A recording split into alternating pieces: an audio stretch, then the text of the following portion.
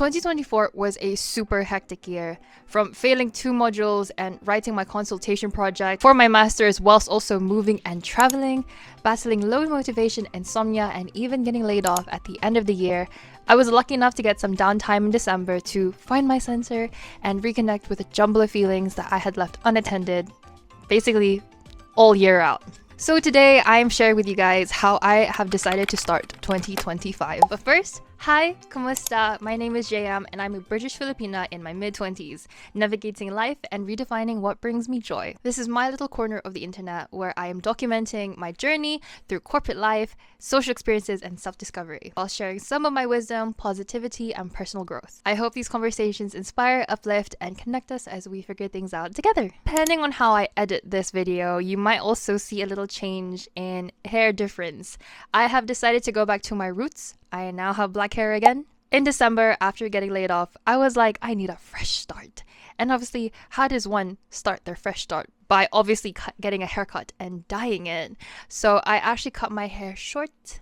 I haven't had short hair since 2020. Back then I had a bob. And now my hairdresser actually just recommended a short length cut, which I think is still kind of cute, but I will probably maintain this length for the foreseeable future. But my hair has been growing really fast. So I guess doing this little change is a simple but yet symbolic way to reset. And my roots grow back really fast. For some reason, it's been growing back so fast since like July this year. I've had to dye it like every other month, which I guess is normal, but no more. I'm trying to maintain my hair health. I knew it was time to simplify my life and go back to my natural look, sleek and chic, but also easier to maintain. I feel like there's something super seriously powerful in just getting your hair cut. Somebody told me that hair holds memories and weight, and once you snip that off, you're like, it's like getting rid of that excess weight that you don't need anymore. So this was my very first move on rejuvenation, on my journey of rejuvenation, I mean. Next was nail care. So this was a very girly pop moment for me.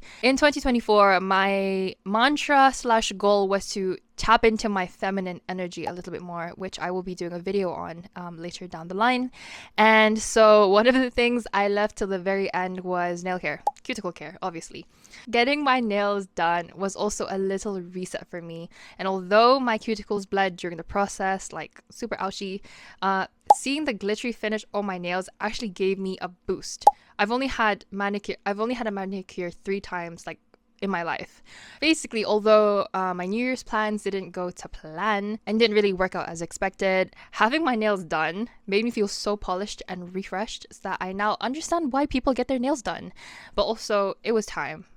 It was time. And I feel like nails is one of those things where you just makes you feel some kind of way, like, who is she? But it also inspired me to take better care of my hands. So I have a cat. Her name is Ringo and she likes to scratch. So I have a lot of scratches on the back of my hand. And it looks like I am such a klutz. I am a klutz. But my cat just likes to scratch me and I like to irritate her sometimes. I feel like taking care of your hands is a small but meaningful detail that can leave a lasting impression when you meet someone and you shake their hands for the first time. Like having very nice, soft, clean, supple hands. I've only had my friend do extensions on my nails once and I try it again in the near future, but I don't think it's for me. And I never used to do it because I used to think that getting your nails done would actually break the freaking bank. But I found a place that was both local and affordable to do a manicure, and I think this might just be like a monthly or every other month type of treat, which I will give myself, and hopefully the feeling sticks. So now I realize instead of eating out all the time, I can just pool that money into experiences that do make me feel good about myself. I feel like that is tremendous boost that I kind of need. So if you've never had a manicure or you're on the fence about committing to self-care, I would say please do find the time and book the time and carve out the time to treat yourself this new year. Whether it's at home or at a salon, there are numerous ways to experience self-care. I honestly understand how it can massively boost your confidence and morale to start this January. So best believe I will be flaunting. This is a new feeling for me, okay? Let me be. This is a new feeling. Okay, on to more serious stuff. A little ASMR for you guys. So the next one was a vision board workshop that I did with my girls. We did this virtually. And what we did was we spent an hour kind of organizing our vision board digitally on Canva. And then we spent the next hour presenting our vision boards to each other. I think this is one of the highlights of my restart, was doing the vision board workshop with my friends because it's such a powerful way to vocalize your intentions to the universe and also towards the people who support you the most. I think sharing your goals is a great way to not only keep you accountable, but also strengthens your bonds with those who truly align with you. I owe a lot of my growth to my friends, so shout out to my girls, you know who you are. I've been making vision boards since I was probably 14, 15. They started off as like a watercolor scribble of checklists that was just stuck into my room to now like a digital one on Notion.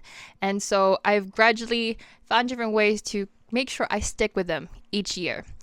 I also wrote down a list of goals in a clear checkbox format on Notion so that when I've achieved something, I can have the pleasure of ticking it off. If it was written down, it'd be more pleasurable because, you know, there's just nothing just beats the feeling of a pen and a paper going.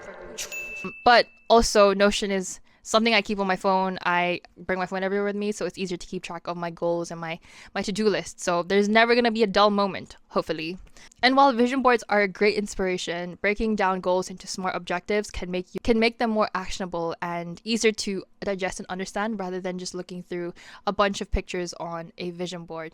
Breaking down goals into smart objectives makes them more attractive, I suppose, and more actionable. So it's easier to understand, digest, and action them, and then eventually tick them off. Also, if you're into frameworks like OKRs, if you use them for work, they're also really good for personal self-development. There are actually a ton of Notion templates which you can use to help you tackle big goals into little tiny step-by-step ones. And honestly, professionally and personally, OKR setups have been a game changer for me. The next one is decluttering and building a capsule wardrobe. So this year, I've been getting rid of a bunch of clothes. And I've also started selling clothes on Vinted again. Hit me up, guys. And I've also embraced the Marie Kondo approach to decluttering. Yes, I know everyone says that, but I literally have.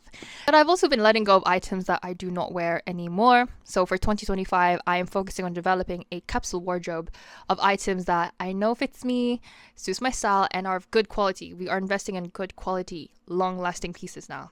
But of course, I will still hunt down for good sales because if you know me, you know that I'm a sales rack queen and I love good deals. But it's time to let go of old hand-me-downs and worn-out pieces I've been holding on to too long. And luckily, people have been purchasing them on Vinted because I do take care of my clothes and I only sell the good pieces. The next one is planning and budgeting. So I've updated my personal planner for the next 12 months, penciling in key dates so I can plan events, goals, and finances around them. I've also revamped my budget planner, which was actually a lifesaver in 2024. I became an Excel spreadsheet queen, both professionally and personally. Using an Excel spreadsheet has actually saved me hours on payday.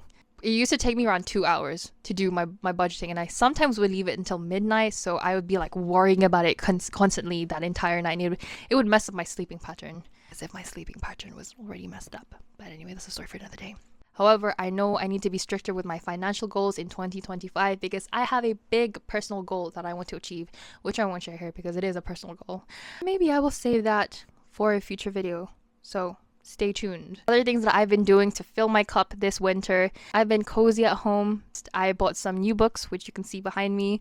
I also recently got back into reading. I read a book that had me hooked for a whole week and I finished half of it in a day. Like, I have not done that since I was probably 18. And I've also just been watching Teen Modern Family with my sister. So it's been great to savor the spare time I can now get before life gets crazy and life gets busy again with work and study soon. So to wrap things up, here are a few key takeaways that I hope you got from this video, which are, if you don't already, make self-care a priority. See this as your chance to please add this to your goals next year. And whether it's a whole day session of TLC or even just an hour of downtime every other day to do something for yourself, you deserve it. Like, seriously, you deserve it. So even if it's just doing the little things, they can seriously go a long way to boost your mood and your motivation for the rest of the week and the rest of the year, which is what we want to see. The next one is, it's never too late to start getting organized with your year and never too early to start achieving your new goals. And also, doing it alongside the right people can get you so far ahead as well. So surround yourself with the best people who will help boost you to your goals and to the right new milestones of your life.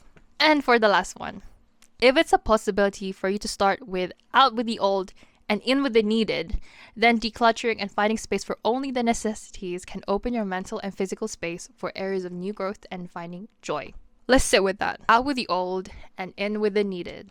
Now I've put that onto the internet. I know I need to stick with it. so you should too. Anyway, thank you guys for watching, and if anything I've shared with you resonates with you today, I hope it inspires you to take action and start your year on a positive note. Let's make 2025 our year of growth, simplicity, and success, and I hope to see you in the next video. Bye!